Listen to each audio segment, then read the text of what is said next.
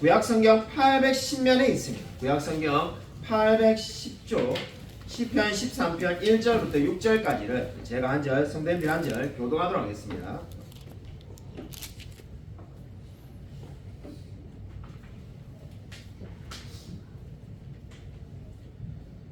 여호와여, 어느 때까지니까 나를 영원히 잊으시나이까? 주의 얼굴을 나에게서 어느 때까지 숨기시겠나이까? 내 영혼이 번민하고 종일토록 마음에 근심하기를 어느 때까지 하오며 내 원수가 나를 치며 자랑하기를 어느 때까지 하리이까?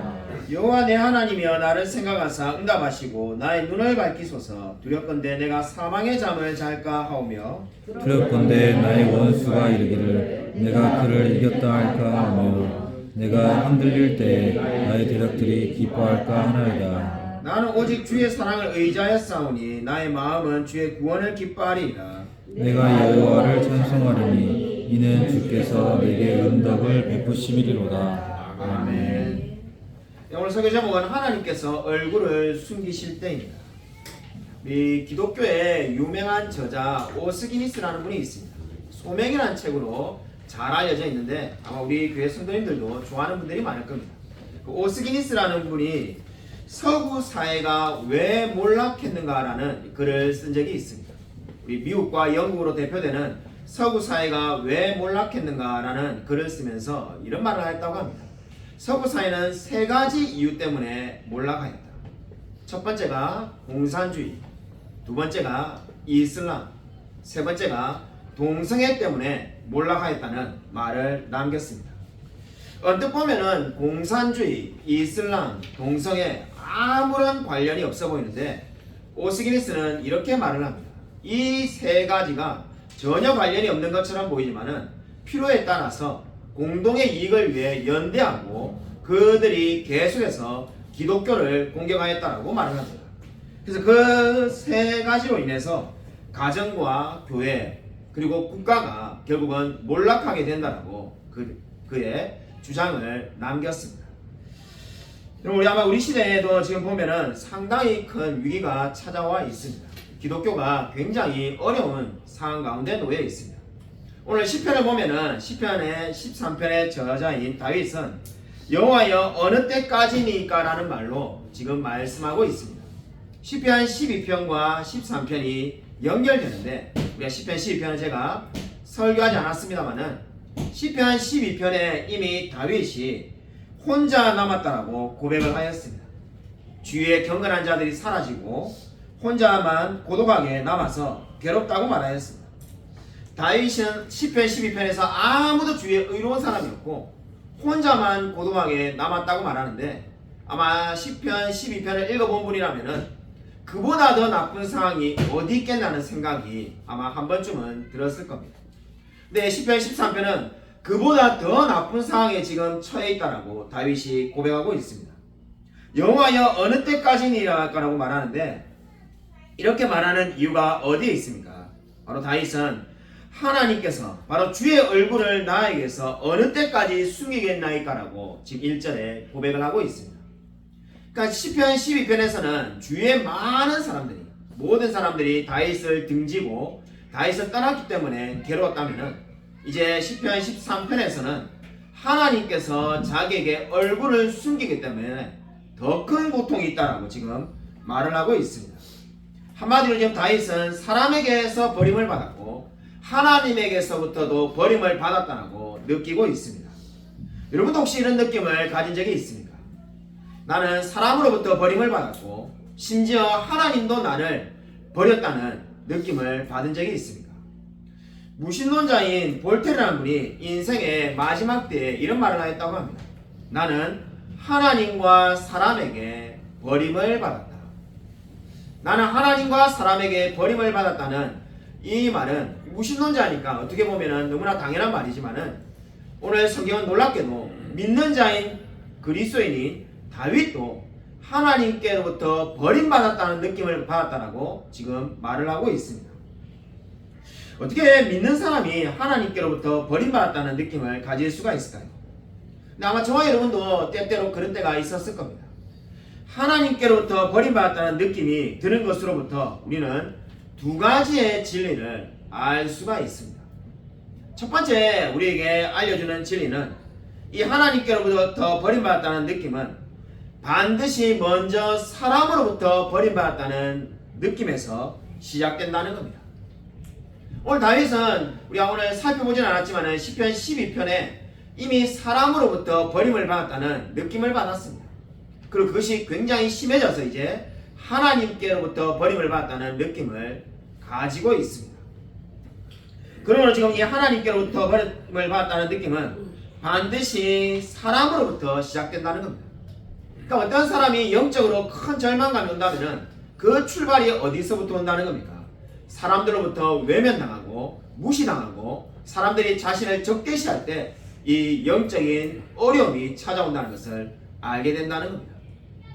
그리고 두 번째로 하나님께로부터 버림을 받았다는 이 느낌은 하나님께서 앞으로 단 한 번도 말씀하지 않으실 것을 의미합니다. 정말 하나님께서 단 한 번도 말씀하지 않는다는 것이 아니라 자신이 느끼기에 이제 하나님은 나에게 더 이상 관심이 없고 말씀하지 않을 거라는 생각을 가지게 된다는 겁니다. 여기서부터 하나님께로부터 버림을 받는다는 겁니다. 여러분 이 말씀이 오늘 이 주제가 오늘 성경에 말씀한 주제가 왜 중요합니까? 모든 성도들은 영적인 침체가 오기 때문입니다. 우리 얼마 전에 청교도에 대해서 우리가 강의를 들었는데 안 들으신 분들은 다 그 유튜브 설교를 들으셨겠죠. 예, 우리 유튜브에 설교를 꼭 들으시기 바랍니다. 이 청교도들은 바로 이러한 영적인 상태, 오늘 시편 13편이 말하는 영적인 상태에 대해서 이렇게 말하였습니다. 영혼의 깊은 밤이 찾아올 때가 있다. 그러니까 우리 영혼에도 깊은 밤이 찾아올 때가 있다는 겁니다. 그러니까 예수를 안 믿기 때문에 깊은 밤이 온 것이 아니라 하나님을 너무나 잘 믿는 신자, 바로 오늘 다윗보다 더 신실한 사람이 어디 있겠습니까? 하나님의 마음에 합한 사람이라는 평가를 들었던 다윗도 청교도들이 말하는 영혼의 깊은 밤이 찾아왔습니다. 저와 여러분도 때때로 영적으로 우울해하며 절망하지 않습니까? 오늘 시편은 바로 그 문제를 다루고 있습니다. 우리가 정말 신앙생활을 하다 보면은 로마서 8장처럼 늘 승리하며 살아갈 수 없다는 것을 알게 됩니다. 그래서 실제로 우리 지난 세기에 위대한 설교자였던 마틴 로이드 존스 목사님은 영적 침체라는 아주 두꺼운 책을 쓰기도 하였습니다. 그럼 그 책을 한마디로 요약하면은 영적 침체는 어떻게 온다는 겁니까? 영적 침체가 여러분 어떻게 올까요? 그 책을 한마디로 말을 하면은 영적 침체는 우리의 기질 때문에 온다는 겁니다.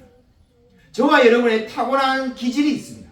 어떤 사람은 그저 저처럼 다혈질적이고 급하고 그저 성격이 굉장히 급한 사람이 있고, 어떤 사람은 남에게 싫은 소리 못하고 굉장히 꽁하며 그저 아파하는 사람도 있습니다. 또 어떤 사람은 완벽주의적인 기질을 가지고 있는 사람이 있습니다. 그 기질 때문에 영적인 침체가 올 수밖에 없다는 겁니다. 그러니까 각기 다른 영적인 침체가 오는데 우리가 타고난 기질 때문에 그 기질로 인해서 영적인 침체가 온다라고 마틴 로이드 존스 목사님은 말하였습니다.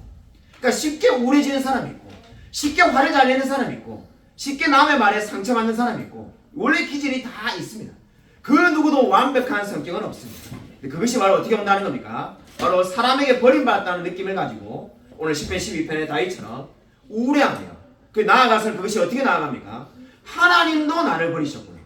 왜 그런 생각을 할 수밖에 없습니까? 사람들이 나를 버리는데 그 사람들이 나를 존중해주지 않고 돌아오지 않았습니다. 그럼 어떤 생각이 들 수밖에 없습니까? 도대체 하나님은 뭘 하시는가? 왜 하나님은 나에게 말씀하지 않는가? 그래서 오늘 13편의 다윗처럼 하나님 어느 때까지입니까? 라고 하며 절망할 수밖에 없습니다. 여러분 인생에 영혼의 깊은 밤을 누린 적이 있습니까? 여러분 정말로 오늘 이 말씀에 주목해 보시기 바랍니다. 라브리 공동체를 만들었던 프란시스 셰퍼의 이야기입니다. 우리가 너무나 잘 아는, 아마 존경하는 분들이 많을 것 같은데, 프란시스 셰퍼가 젊었을 때 이야기입니다. 프란시스 셰퍼가 결혼하기 전에 이 청년이었을 때 그의 교회에서 한 강사가 와서 특강이 열렸습니다. 전 교인이 말씀을 듣고 이제 앉아 있는데 이 강사가 당시에 유행하던 생각이죠. 성경에 오류가 있다라고 계속해서 이야기하는 겁니다. 처음에 참고 들었던 프란시스 셰퍼가 참지 못하고 일어나서 질문하기 시작합니다. 아니 성경에 오류가 하나도 없는데 왜 자꾸 오류가 있다고 말합니까? 도무지 참고 견딜 수가 없습니다. 하나님의 말씀은 오류가 없습니다. 이렇게 말하였습니다. 프란시스 셰퍼가 일어나서 그렇게 말할 때 모든 성도들이 프란시스 셰퍼를 편들어 줄 줄 알았다고 생각했다고 합니다. 근데 놀랍게도 그 모든 성도들이 강사의 말이 옳다라고 말하는 겁니다. 한마디로 모든 성도들이 성경에 오류가 있다라고 생각하고 있었던 겁니다. 셰프가 너무나 놀래가지고 충격을 받았는데 그때 단 한 명, 딱 한 명의 여자 청년이 프란시스 셰프랑 생각이 똑같다고 일어나서 이야기를 하기 시작합니다. 그 사람이 훗날 프란시스 셰프의 아내가 될 에디스 셰프가 되겠습니다. 그래서 둘이 나중에 결혼하게 되는 겁니다. 그것을 보고 이 프란시스 셰프가 느꼈다고 합니다. 모든 사람들이 자신을 버렸다고 느꼈다고 그의 책에 기록하고 있습니다. 정말 인생을 살아가다 보면은 오늘 10편, 12편, 13편에 나오는 다윗처럼 모든 사람들이 나를 버렸다는 생각을 가질 때가 있을 수가 있습니다. 오늘 1절과 2절에 보면은 다윗이 무려 4번이나 어느 때까지 하리까라고 묻고 있습니다. 여러분이 1, 2절의 말씀이 얼마나 짧습니까? 이 짧은 말씀 가운데 무려 4번이나 다윗은 어느 때까지 하리까라고 지금 묻고 있습니다. 왜 이렇게 묻습니까? 왜 어느 때까지냐고 묻겠습니까?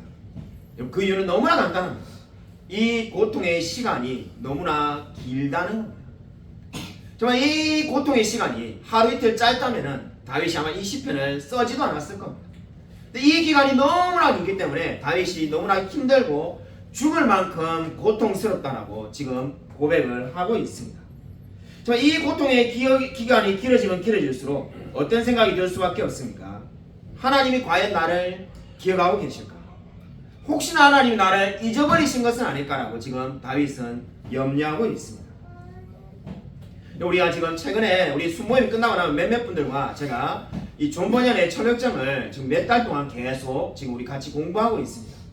존 버년의 철로역정이 우리 이 한 권이라고 생각하는데 우리가 지금 흔히 아는 존 버년의 철로역정은 1부이고 2부가 있습니다. 2부. 그러니까 그 크리스찬이 주인공이잖아요. 2부는 그의 아내 크리스티나가 이제 그 하늘 가는 길 철로역정을 걷는 이야기가 나옵니다. 그 2부를 읽어보신 분이 별로 많지는 않을 것 같은데 기회가 되시는 분은 서점에 사서 한번 읽어보십시오. 크리스티나가 이 철로역정을 걸어가는데 똑같이 해석자의 집에 들어갑니다. 이 크리스찬도 해석자의 집에서 7개를 보죠.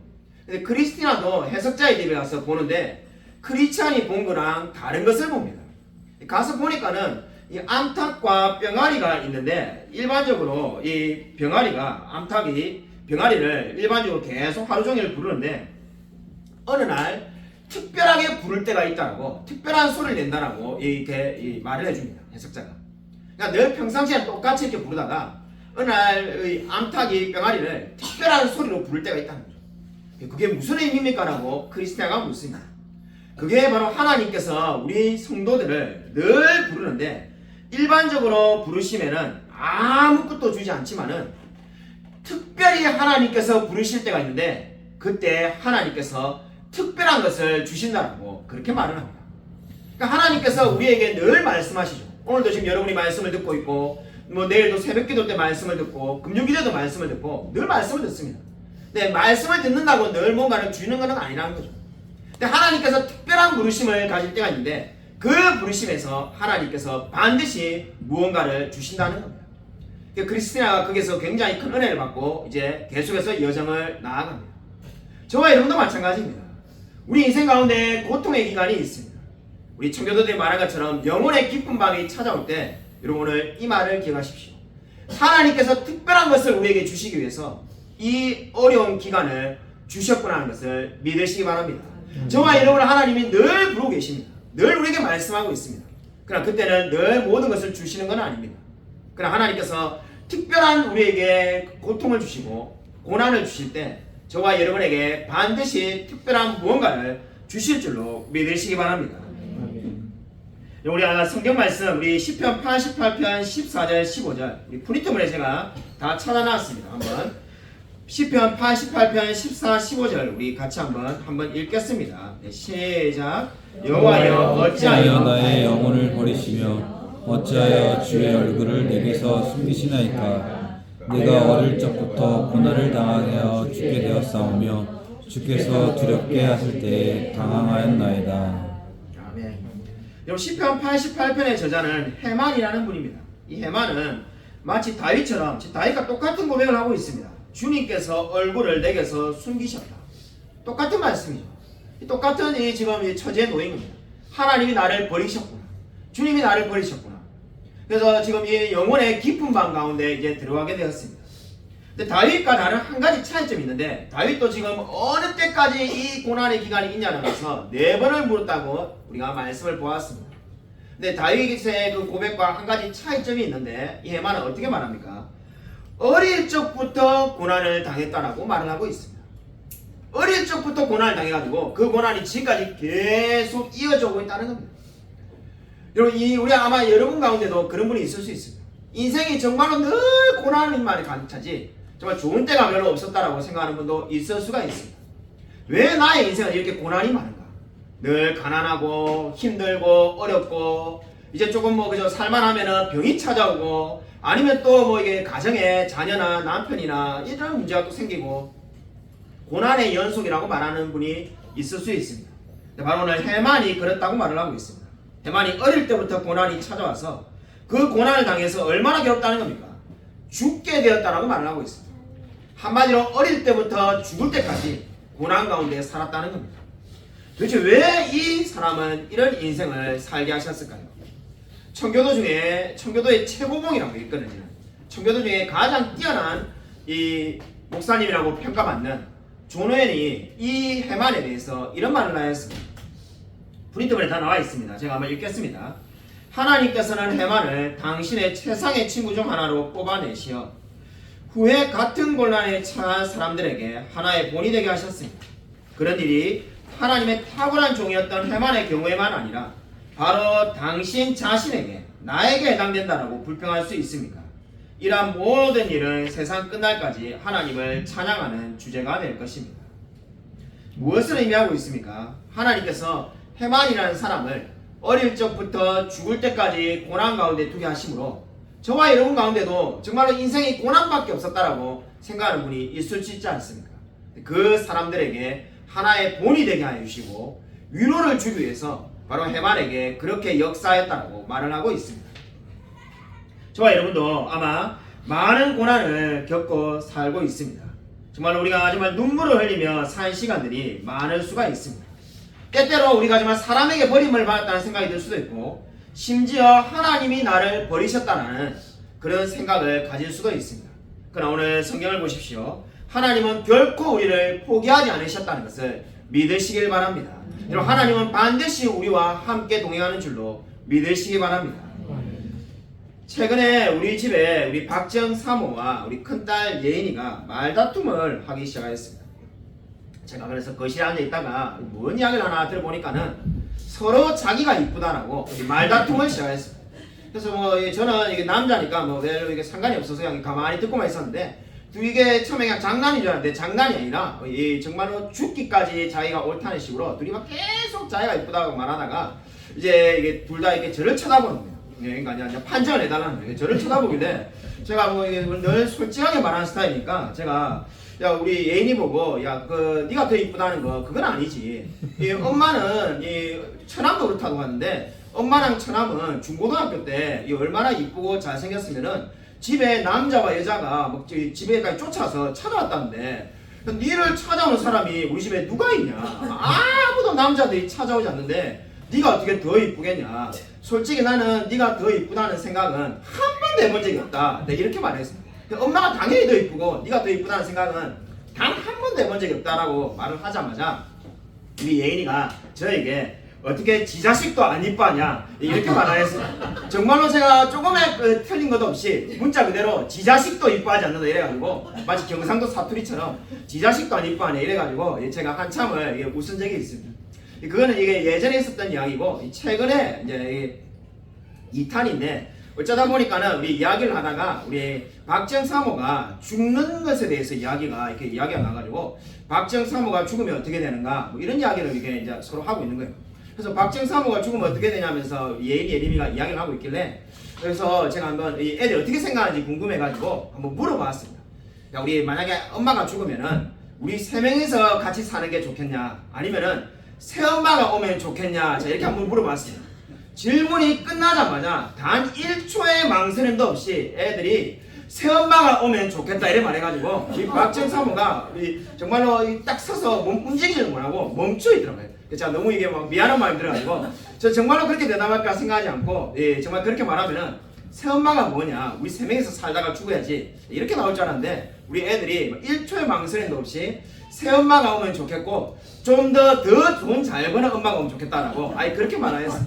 제가 이게 한참 웃었는데 정말 아마 우리가 인생을 살아가다 보면은 아마 우리 박정사모가 그때 우리 자녀들에게 버림을 당했다는 느낌을 받았을 것 같습니다. 아마 우리 여기 지금 오늘 시편에 다윗이 하나님께로부터 버림을 받았다는 느낌을 받았는데 정말 우리 박정사모도 아마 우리 예인이 예림에게 내가 버림을 받았구나 아마 이런 느낌이 들었을 것 같습니다. 아마 우리가 정말 그런 느낌이 들 때 오늘 영혼의 깊은 밤이 올 때 우리가 어떻게 해야 되겠습니까? 오늘 시편 13편 3절을 보면은 이렇게 말을 하고 있습니다. 3절 말씀 우리 다시 한번 읽겠습니다. 네, 시작. 여호와 내 하나님이여 나를 생각하사 응답하시고 나의 눈을 밝히소서. 두렵건대 내가 사망의 잠을 잘까. 이 시편 13편 3절 보면은 다윗이 세 가지의 기도를 요청하고 있습니다. 나를 생각하여 달라는 것이 첫 번째 기도 요청입니다. 두 번째 응답하시고 세 번째 나의 눈을 밝히소서. 지금 이렇게 말을 하고 있습니다. 지금 1, 2절에 얼마나 많은 절망을 했습니까? 어느 때까지니까 라는 말을 4번이나 쓰면서 절망했던 다윗이 기도 가운데 세 가지를 하나님께 묻고 있습니다. 나를 생각해 달라는 것이 무엇입니까? 자신에게 지금 이제 뭡니까? 영적인 감각이 다시 정상적으로 회복되었음을 의미하는 겁니다. 왜냐하면 그 전까지만 해도 1, 2절에 하나님이 나를 버리셨다라고 생각하던 다윗이 이제 하나님이 나를 생각한다라고 말을 하는 겁니다. 이 말은 무엇입니까? 하나님이 나에게 얼굴을 돌이키기 시작했다는 거죠. 영적인 감각이 회복된 겁니다. 여러분 우리가 영적으로 회복되려면 먼저 영적인 감각이 회복돼야 됩니다. 한마디로 성령에 충만하기 위해서는 영적인 감각이 회복돼야 되는데 신약 성경에 보면은 우리 탕자의 묘 보면은 탕자의 묘에 스스로 돌이켰다는 표현이 나옵니다. 그 스스로 돌이켰다는 표현의 의미가 바로 지금 오늘 첫 번째 기도 제목인 나를 생각하사와 마찬가지입니다. 돌이켜서 이제 어떻게 하는 겁니까? 하나님 편으로 가는 거죠. 이제 다윗이 하나님이 나를 지켜보고 계신다는 것을 믿고 그 하나님이 나를 응답해 주실 것이라는 걸 믿고 지금 나아가고 있습니다. 하나님께서 나를 생각하사 응답하시고 우리가 충분히 이해가 됩니다. 그 다음 기도 제목이 상당히 의아하다는 생각이 듭니다. 나의 눈을 밝혀달라. 나의 눈을 밝혀서 뭐 어떻게 하겠다는 건가요? 왜 나의 눈을 밝혀달라고 했을까요? 그 전에 지금 1, 2절에 어떻게 말하였습니까? 다윗이 어느 때까지냐고 말하면서 하나님이 자기의 얼굴을 숨겼다고 말했습니다. 근데 다윗이 이제 깨닫고 나니까는 나를 생각하시라면서 깨닫고 나니까 어떤 생각이 듭니까? 하나님은 단 한 번도 자신의 얼굴을 숨기신 것이 없다는 것을 알게 된 겁니다. 하나님은 늘 나를 지켜보고 계시고 눈동자처럼 나를 지켜보고 계신데 문제가 뭐였습니까? 자신의 눈이 어두워서 하나님이 마치 나를 안 본 것처럼 오해하고 있었다는 거죠. 그래서 지금 다윗은 어떻게 기도하고 있습니까? 나의 눈을 밝혀달라고 기도하고 있습니다. 나의 눈을 하나님이 밝히셔서 내가 하나님께서 늘 나와 함께 하심을 믿고 의지하며 살아가게 해달라고 말을 하고 있습니다. 여러분 다윗은 어떻게 이 진리에 도달하게 됐을까요? 여러분 1, 2절과 3절이 너무나 많은 차이가 있지 않습니까? 1, 2절과 3절 사이에 아무것도 없습니다. 저와 여러분이 막 상상을 해가지고 여기에다가 많은 이야기를 잡아넣는 것은 소설이지 성경이 아닙니다. 1, 2절과 3절 사이에 차이점이라고는 단 한 가지밖에 없습니다. 성경을 있는 그대로 우리가 진실하게 대한다면 1, 2절과 3절 사이의 차이가 뭡니까? 다윗이 기도하기 시작했다는 겁니다. 다윗이 기도할 때 나를 생각하사 응답하시고 나의 눈을 밝혀달라고 말을 하고 있습니다. 그러나 저와 여러분에게 정말 중요한 진리가 무엇입니까? 모든 것이 나를 막아설 때에도 하나의 문은 늘 열려있다는 것을 기억하시기 바랍니다. 그 하나의 문이 늘 열려 있습니다. 그 문이 무엇입니까? 그 문이 바로 기도입니다. 하나님께서 우리의 기도를 들으실 줄로 믿으시기 바랍니다. 여러분 안타깝게도 어떤 사람들은 고난이 다가와도 기도하지 않는다는 분도 있습니다. 뭐 어차피 하나님이 나중에 되면은 다 그저 인생지사 세옹지마라고 돌고 도는데 언젠가는 그저 쨍하고 해 뜰 날이 오겠지 뭐 이렇게 이제 생각하는 분도 있는데 결코 그렇지가 않습니다. 하나님은 조나단 에드워즈가 말한 것처럼 찾고 구하는 원리를 통해서 역사하는 줄로 믿으시기 바랍니다. 여러분 아무것도 다윗이 하지 않았는데 지금 이러한 것을 깨달은 것이 결코 아니었습니다. 다윗이 기도할 때에 하나님께서 나를 생각하사 응답하시고 나의 눈을 밝혀달라고 지금 말을 하고 있습니다. 그리고 저와 여러분이 고난을 당하고 있다면 반드시 기도해야만 합니다. 저와 여러분이 정말 영혼의 깊은 밤을 지나고 있고 사람들로부터 버림받았고 하나님으로부터 버림받았다는 느낌을 가지고 있다면 이 시간부터 무조건 하나님 앞에 무릎 꿇고 나아가십시오.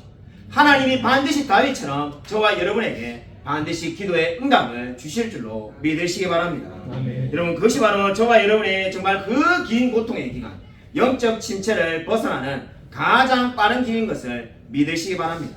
아멘. 얼마 전에 우리 오늘 그저 설교에 그저 이거 어찌 보니까 일부러 이렇게 한 거 아닌데 원고를 좀 다 쓰고 난 다음에 너무 컨셉이 우리 집안 이야기를 많이 한다는 생각이 들어가지고 자 원고를 고치려고 몇 번 하다가 아이고 그냥 뭐 이게 그냥 자연스럽게 좋은 거다. 예, 너무 이게 뭐 의식이 돼가지고 그럴 필요 없다 이래가지고 하는데 오늘 우리 집안 이야기하는 것이 오늘 그냥 이게 설교 오늘 컨셉인 것 같은데 이 얼마 전에 우리 집에서 예인이 예림이하고 이야기를 하는데 우리 예인이가 이 애니메이션 여러분 다 아는 겨울왕국 신작에 대해서 이야기를 하더라고요. 겨울왕국 3탄이 신작이 준비되고 있는데 그래서 그러냐 이라고 말하는데 충격적인 이야기를 여러분이 이미 알고 계신지 모르겠지만은 충격적인 이야기를 저한테 해주는 거예요. 그래서 이 엘사가 이제 주인공 새로운 신작의 엘사 주인공이 레즈비언이라는 거예요. 예, 여러분 놀라시는 거니까 여러분도 모르시고 계셨네요. 그래서 그래서 엘사가 레즈비언이에요. 진짜 너무 놀래가지고 그게 무슨 말이냐니까는 애들 보는 만화에 주인공이 레즈비언이 뭐냐니까 그거 몰랐냐면서 이 엘사가 레즈비언이라는 거예요. 제가 검색을 해보니까 정말로 이미 그 조선일보에 기사가 다 떠있더라고요. 그래서 제가 깜짝 놀래가지고 아니 이게 주인공이 레즈비언이면 이제 그런 사람들 제가 이제 말을 실수했는데 생각해보니까 완전히 그저 막말에 가까운 망언인데 저도 모르게 아니 레즈비언이면 이제 제가 생각하니까는 이 겨울왕국에 나온 여자 중에 아는 사람이라고는 엘사 여동생 안나밖에 없으니까 야 그러면 엘사가 여동생 안나를 좋아하는 이야기냐 제가 이제 이렇게 말했습니다. 지금 정말로 이제 그저 이게 망언인데 실수인데 그러니까 우리 예인이가 어이없어가지고 그게 무슨 말이냐 되냐면서 언니가 친동생을 좋아하는 게 그게 말이냐면서 이래가지고 제가 이게 실수라고 이제 이렇게 사과하려고 하는데 우리 예림이가 끼어들어가지고 뭐라고 말을 하냐면은 그거 편견이야 이렇게 말을 하는 겁니다. 여러분 안 놀라시는데 저 깜짝 놀랐는데 그거 편견이야 도덕 시간에 안 배웠어 그 잘못된 생각이야. 그러니까 예인이가 제가 한 말에 대해서 이게 이제 맞장구 치면서 절대로 여동생이 그러니까 언니가 여동생을 좋아하면 안 된다라고 말할 때 저는 우리 예림이가 당연히 무슨 그런 말도 안 되는 이야기를 하냐 이렇게 말할 줄 알았는데 그런 거 편견이라는 거죠.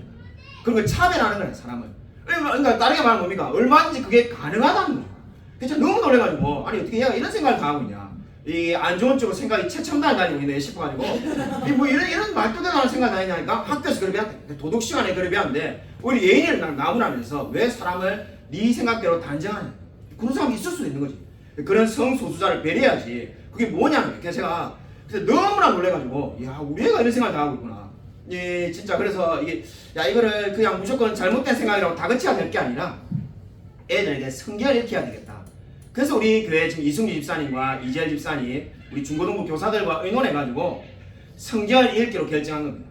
제가 그렇게 제안했던 이유가 가만히 보니까 애들이 내버려 두면은 완전히 세상의 사고방식에 다 빠져가지고 뭐 레즈비언도 옳고 뭐 트랜스젠더도 옳고 이제 이렇게 되겠구나 싶어가지고 이거를 막 아니라고 계속 다그칠 게 아니라 성경을 읽어가지고 자기 스스로 그 성경 말씀을 깨달아야 되겠다는 생각이 들어서 우리가 내년 1월 20일 날 하루 종일 성경을 읽도록 그렇게 계획을 세운 겁니다.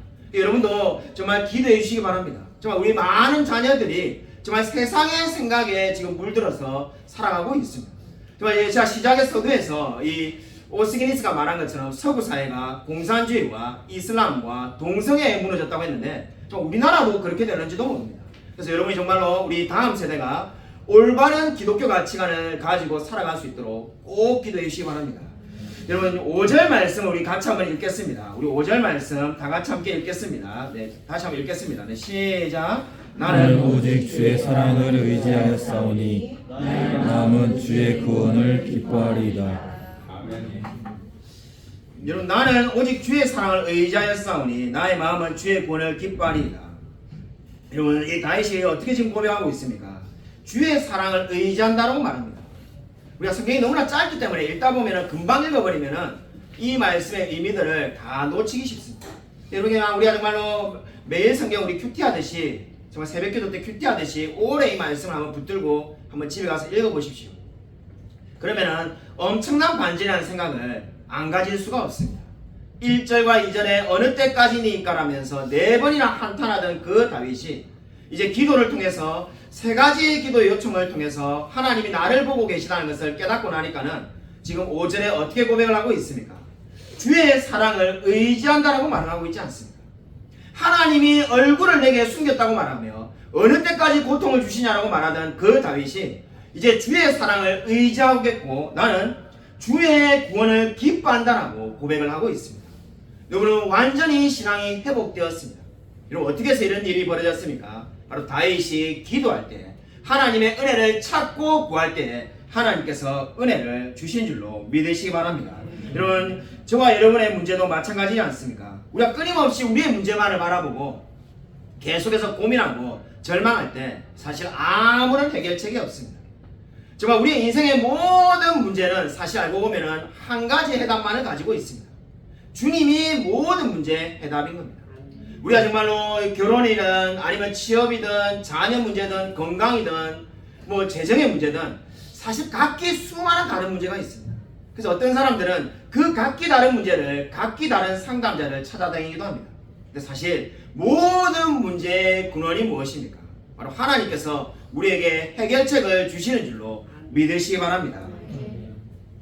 일본인 전도자 마스자카의 이야기입니다. 마스자카가 그리스도인이 되고 난 다음에 이 하나님을 전하고 싶어가지고 1000일 동안 이제 복음을 전하기로 결심을 합니다.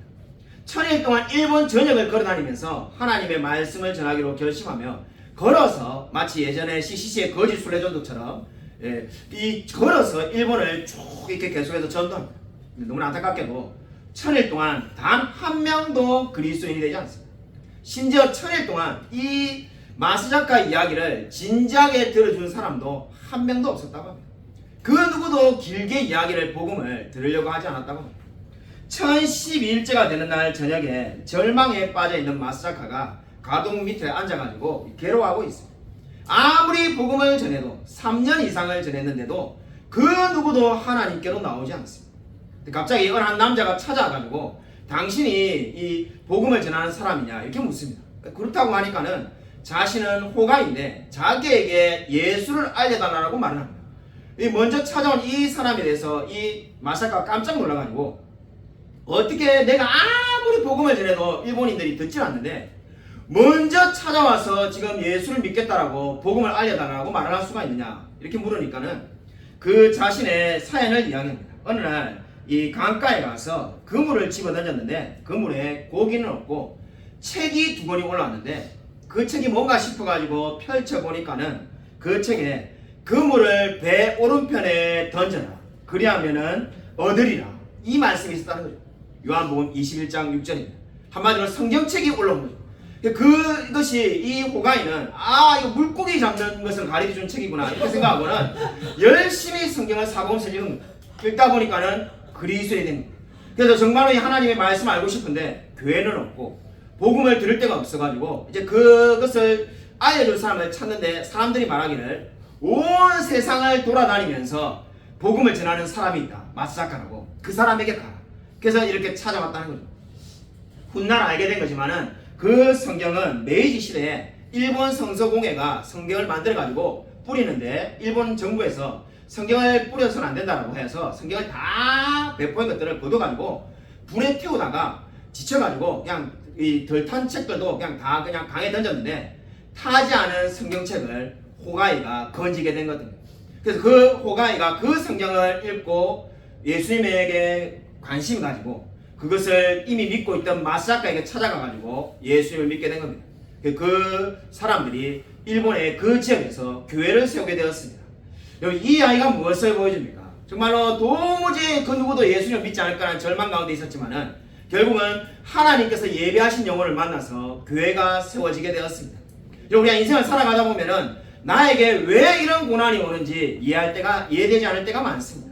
우리 지금 최근에 욥기를 계속해서 새벽기도 때 말씀을 보고 있는데 정말 욥기를 끊임없이 보면은 어떻습니까? 계속해서 아무리 읽어봐도 왜 욥이 고난을 당하는지 그 이유가 나오지 않습니다.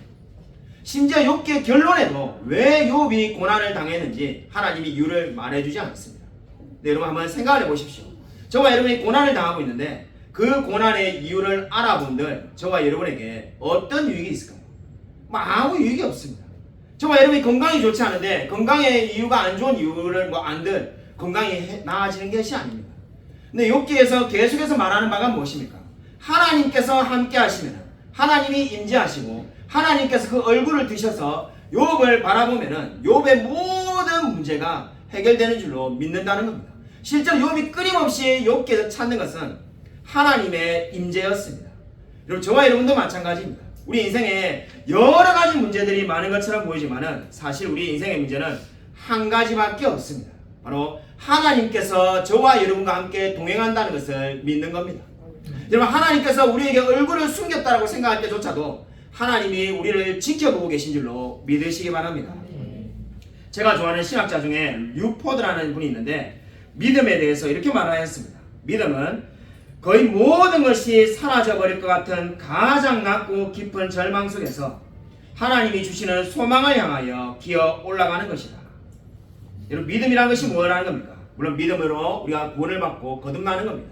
근데 믿음이라는 것은 결국 이미 저와 여러분이 하나님을 믿고 있다면 거의 모든 것이 사라져버릴 것 같은 절망 가운데서 하나님이 주시는 소망을 향하여 힘겹게 기어 올라가는 것이 믿음이라는 겁니다. 결국 믿음이 없는 사람은 고난과 고통이 찾아오면은 우리 철로역정에 나오는 그저 많은 그 사람들처럼 뭐 고집쟁이나 수다장이나 뭐 그 많은 아첨쟁이처럼 다 어려움이 찾아오면은 도망가 버립니다. 그러나 믿음이 있는 사람은 어떻습니까? 그 절망 속에서도 기어 올라서 소망을 붙드는 줄로 믿으시기 바랍니다. 저와 여러분에게 하나님이 믿음을 주셨습니다. 인생에 어떠한 고난이 찾아온다 하더라도 하나님만을 믿고 늘 의지하며 늘 승리하며 살아가는 저와 우리 모든 성도님이 되어지시기를 주님의 이름으로 간절히 축원드립니다. 이 시간 우리 말씀을 생각하면서 주여 한번 크게 치고 간절히 통성을 기도하겠습니다. 주여